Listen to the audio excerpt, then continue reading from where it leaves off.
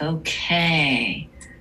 Our next reader, John Curl, and he has a collection of new poems called Rainbow Weather that focus on his lifetime involvement as an activist for ecological planetary justice. In 1992, he was one of the founders of Indigenous Peoples Day. Oh, yeah. He's been a member of Berkeley Powwow Committee for the last 30 years. And in the 60s, when he was first starting to write poetry seriously, he was heating his dome with a solar heater using river stones at Drop City, the legendary art colony and first hippie commune. OMG, wow. 80s and 90s, he worked on the West Berkeley Plan, which rezoned the city's industrial area to ensure affordable studio space for green industry, artisans, and artists, while instituting extensive environmental protections. And as a Berkeley Planning Commissioner, he fought to keep those protections in place. He's the author of 12 other books of poetry, including Revolutionary Alchemy and Yoga Sutras of Fidel Castro. His translation of Inca, Maya, and Aztec poets are collected in the Ancient American Poets. He was a board member of Penn Oakland for almost 20 years. And for the last decade, he's been an editor of Revolutionary Poets Brigade's annual anthology, including the 2022 edition, Storm Warming Poets for the Planet. And just to throw in a little name dropping, Jack Hirschman wrote that John Curl has earned a place among the foremost revolutionary American poets since the end of World War II. So I will now spotlight John Curl. There we go. Oh, thank you so much, Kathy. I'm so excited to be reading with Charita and Kim today, and all the rest of you here who are here. And so I will read from this from Rainbow Weather, and I hope you'll check it out. So this is Rainbow Weather, Poems for Environmental Healing. Plain talk. This is a time for plain talk, a time for baking bread, for learning to grow food, for repairing things that are broken, for learning crafts, for honoring those with skills, for remembering things and people we have forgotten. Mark the board, square it up, line up the cutting edge precisely, mix in the compost, shovel the earth over, rake it through, lay out the rows, hold the seeds in your palm, blend the ingredients, add the yeast, knead the flour, light the oven. The dough is rising.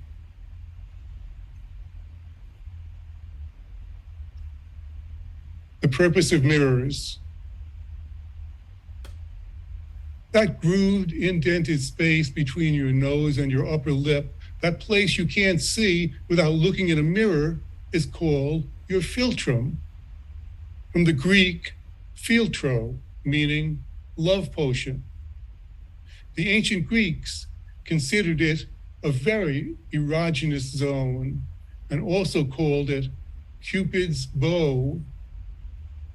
According to the Talmud, God sent an angel to each of us in our mother's womb and taught us all the wisdom that we'll ever need to know. Then, shortly before birth, that same angel touched us with one finger in the spot that is now our philtrum, and we instantly forgot all that knowledge. That touch left an indent there to remind us that the purpose in life, our purpose in life, is to ascend back to that all-knowing state we originated from. According to the old Chinese astrologers, a long, deep philtrum indicates honesty. A short, thin philtrum means a hot temper. A wide philtrum shows a strong libido. A narrow philtrum suggests stinginess. A philtrum that is short at the bottom and wide at the top means oversensitivity. A philtrum that is narrow on top and wide at the bottom forecasts prosperity in old age. What's right under your nose? Look in a mirror.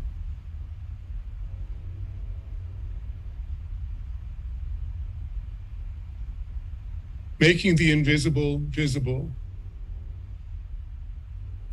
We are surrounded by an invisible world of our own making. It's not really invisible, but most of the time, we just don't see it.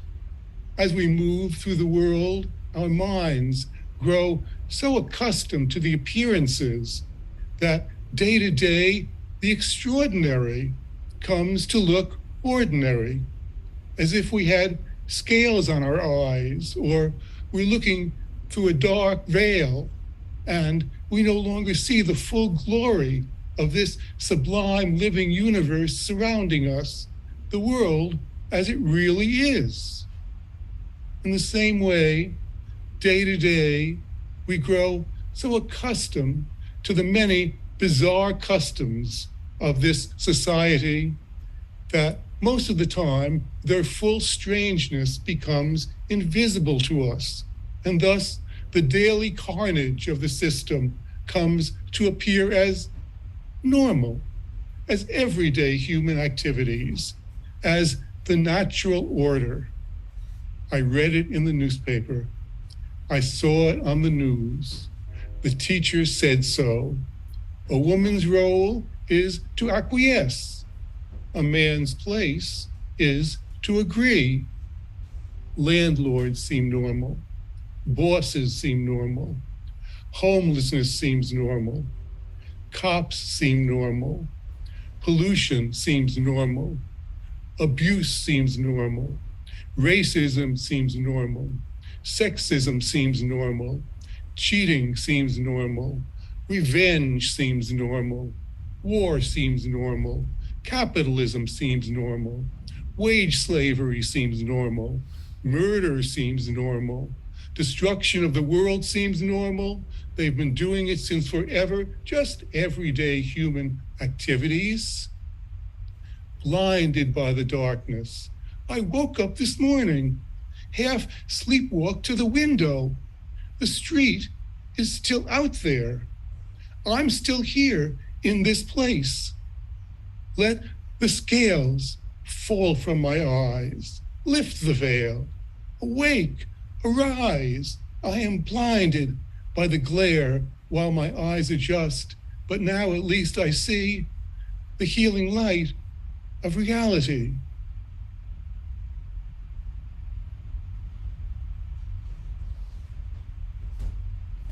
Slide deep. Shh. Slide deep, but do not sleep. Engage the world through your core. Slide deep, then step outside of yourself. This is the moment you have been waiting for, the time the mockingbird sang about. Keep your left ear always alert as you slide through the shadows into your center, but do not sleep. Slide deep into your shade, into your forest. But this night, as you ride that force down into your core, slide deep, but do not sleep. Keep your left ear alert, then step out. You are a butterfly. Flutter the mist from your wings. Come to me, fly to me through the pain, a light on my shoulder. Poison has merged into the perfect water. All we have ever loved, present, past, future, are at risk. Cancer festering in every wound, force-fed by every banker, in the smashed windows of every burned out school lunchroom and convenience store, lawns beaten and betrayed, dandelions cowering in crawl spaces, the guilty plead impunity, the mothers drink defiance. Shh. The forest voices are speaking. The forest is speaking. Feel that thunder streaming outward from your center in ever widening circles through the places of your childhood, your neighborhood, that energy of love, the force that ties us all together, all the rooms you ever cared about, engulfing those dear ones in ever widening circles of family, friends, workmates, pets, plants, rocks, trees, the living, and those who have journeyed on. Crawl with me into this cozy space under this ancient oak tree, surrounded by these roots. This is yours and ours. This is your habitat, your only home. When you awake, remember this den and the way here. Then tonight, when you sleep, do not sleep, but slide deep. Engage the world through your core. Keep your left ear alert. Do not sleep, but slide deep. Then step out of yourself. Fly to me through the pain. Butterfly, a light on my shoulder. Return with me to your den. Shh. The forest voices are listening. The forest is listening.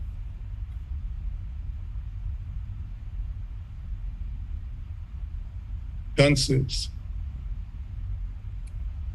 Many practitioners of yoga and meditation focus on the chakra point directly above the crown of the head to heighten consciousness and awareness.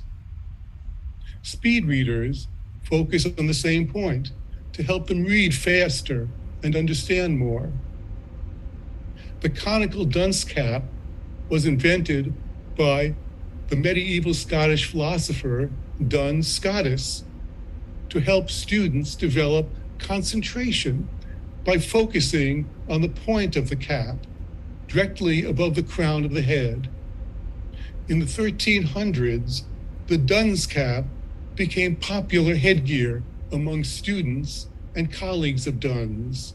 And at that time, the cap signified a respected scholar and a seeker of higher knowledge. The dunce cap was the scholastic version of the wizard's cap. But by Shakespeare's time, 2.5 centuries later, many considered Duns and his conical cap to be hopelessly outdated. In Elizabethan schools, a child perceived as misbehaving would now be punished by the public humiliation of having to sit or stand in the dunce corner of the classroom, wearing the dunce cap, which had come to symbolize stupidity. The dunce cap continued to be used for punishment in American schools in some places as late as the 1950s, when it finally fell out of favor, although the dunce corner persisted and probably persists today. I am a dunce, proud and defiant. I sit on the dunce stool in the dunce corner, wearing the dunce cap on my head like a crown.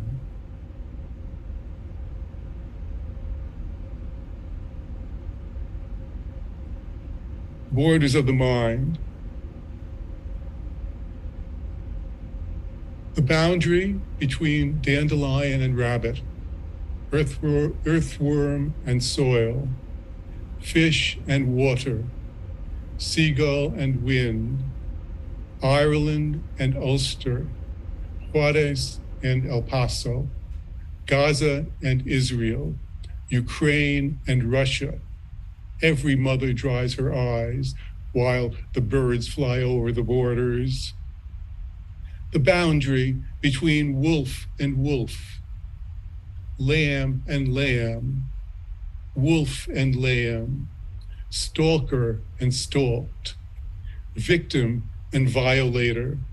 Everywhere the children cry while the birds fly over the borders. Daughters of Abraham, sons of Semites, Celts, cousins, sons of Slavs, daughters of the Rus, sons of the Americas, daughters of the world. Today's maps are drawn not by rivers, valleys, mountains, native populations. Today's borders are not defined by nature's designs, but by power and imperial wars. Everywhere, the ghosts pass by while the birds fly over the borders. The people of the northern coast, the children of the eastern slope. A mountain divides two lands. A lake has opposite shores. A river, two banks. A valley, two sides. Everywhere, the wise women sigh while the birds fly over the borders.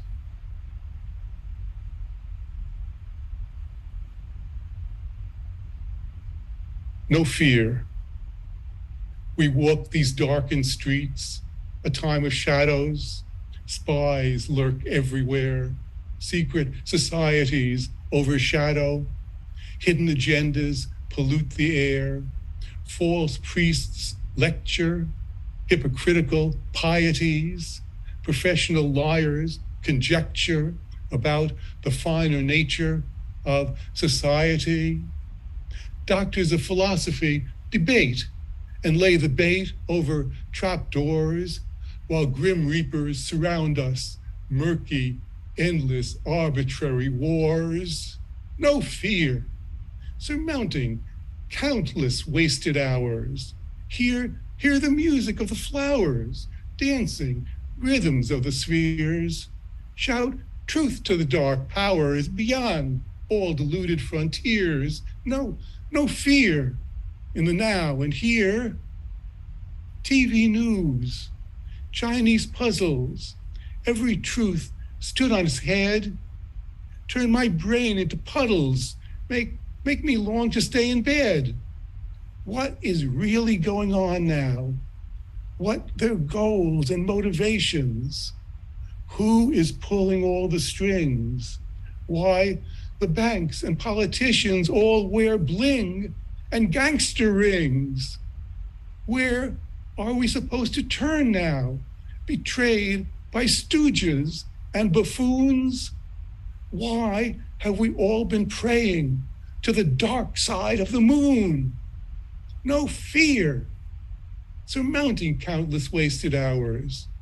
Hear the music of the flowers, dancing rhythms of the spheres. Shout truth to the dark powers beyond all deluded frontiers. No fear in the now and here.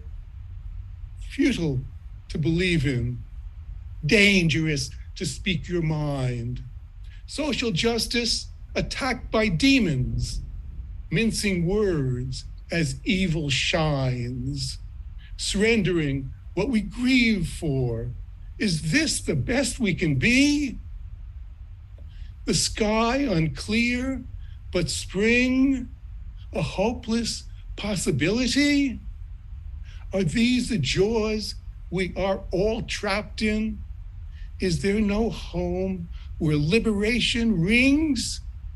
Or are these just pathetic fantasies, real world impossibilities? Are we all too disheartened to stand up and sing? No fear, surmounting countless wasted hours. Hear the music of the flowers, dancing rhythms of the spheres. Shout truth to the dark powers beyond all deluded frontiers. No fear, no fear in the now and here. And I'll finish with the little girl who smiled. With senses not yet dulled, not yet compromised by the baggage and burdens of daily life, the newborn see everything around them differently.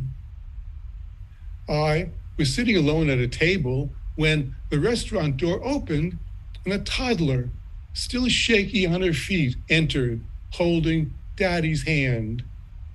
She turned to me, eyes deep and ageless, and burst into a smile. All the sunshine in the world poured through her. She was a saint, fully enlightened in the glory, essence, and truth, seeing things as they really are. Like a finger from the sky, her smile opened my eyes. The world is renewed in each child. Thank you.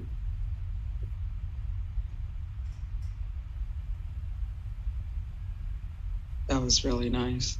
Beautiful. Wow, wow, wow, wow. That was beautiful, John. Wow. Thank you, Wow. Jen. Thank you so much. Thank you. Everybody that wants to can unmute and pour your love onto John here. Beautiful. Wow, yeah. I learned so much. There was so much to learn. So much to learn. Yeah. And I know. that's All right, what poets John. give us. That's what Thank you. Yeah. Thank you. I warrior. know, So, what's such a privilege to hear you. Thank you. Yes. Mhm. I had to turn off my Dunce Cap. Yeah. I had to turn off my video after the first poem so I could examine my filter to see which one it was. And And I think Thank you, it's, John. I think it's the one that's narrow at the top and wide at the bottom. So I'm looking forward to some prosperity in my old age. Yeah. Nice. I love the do not sleep but slide deep. That just stays in my head. I love that line. That was good. That was Yeah. really good. Many beautiful lines. Yes. Thank you. John, you have to research a lot of your poems, don't you? Well, I mean, I just go through life like everybody else. I mean, just kind of Experience. you see certain things and they strike you. So, and then you follow your interests. And, the most interesting thing in this world is, there's many interesting things, but human behavior is, just amazes me. Just, it's kind of endlessly interesting the way people, the way people act. And, then the world is outside of people is incredibly interesting also. But I'm always constantly, I'm always amazed by the way by the way people act. I'm always learning new things about just the way people live their lives and the way they think, all these different ways of thinking. Well, sometimes I write a poem about it if it inspires me. You want to pass it on, right? You just want to, something interesting you want to pass on in a form that that works for that. So you make, so we make poems out of it, And again, you're a therapist. You know. all right. Thank you so much, John. That was just really powerful. I was like, whoa, yeah. We are lucky to have like you guys on the planet here, I tell you. All right.